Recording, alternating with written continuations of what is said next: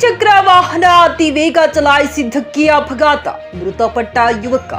ಹುಲಸೂರು ಅತಿ ವೇಗವಾಗಿ ದ್ವಿಚಕ್ರ ವಾಹನ ಚಲಾಯಿಸಿ ತಾಲೂಕಿನ ರಾಷ್ಟ್ರೀಯ ಹೆದ್ದಾರಿ ಅಂಬಿವಾಡಿ ಕ್ರಾಸ್ ಹತ್ತಿರ ಶೈನ್ ಬೋರ್ಡ್ಗೆ ಡಿಕ್ಕಿ ಹೊಡೆದು ಯುವಕ ಸ್ಥಳದಲ್ಲಿ ಮೃತಪಟ್ಟ ಘಟನೆ ಗುರುವಾರ ಜರುಗಿದೆ.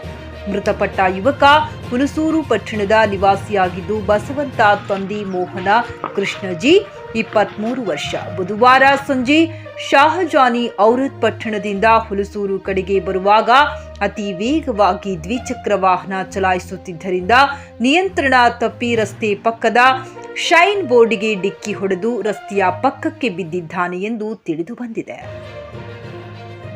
ಬೆಳಗಿನ ಜಾವ ಸಾರ್ವಜನಿಕರು ನೋಡಿ ಪೊಲೀಸರಿಗೆ ಮಾಹಿತಿ ನೀಡಿದ್ದಾರೆ. ಸುದ್ದಿ ತಿಳಿದು ಸ್ಥಳಕ್ಕೆ ಪೊಲೀಸ್ ಅಧಿಕಾರಿಗಳು ಭೇಟಿ ನೀಡಿ ಪರಿಶೀಲಿಸಿದ್ದಾರೆ. ಹುಲಸೂರು ಪೊಲೀಸ್ ಠಾಣೆಯಲ್ಲಿ ಪ್ರಕರಣ ದಾಖಲಾಗಿದ್ದು ಸ್ಥಳಕ್ಕೆ ಪಿಎಸ್ಐ ಶಿವಪ್ಪ ಮೇಟಿ ಹಾಗೂ ಸಿಬ್ಬಂದಿ ವರ್ಗದವರು ಭೇಟಿ ನೀಡಿ ಪರಿಶೀಲಿಸಿದ್ದಾರೆ. ಸುಪ್ರಭಾತ ನ್ಯೂಸ್, ಹುಲಸೂರು.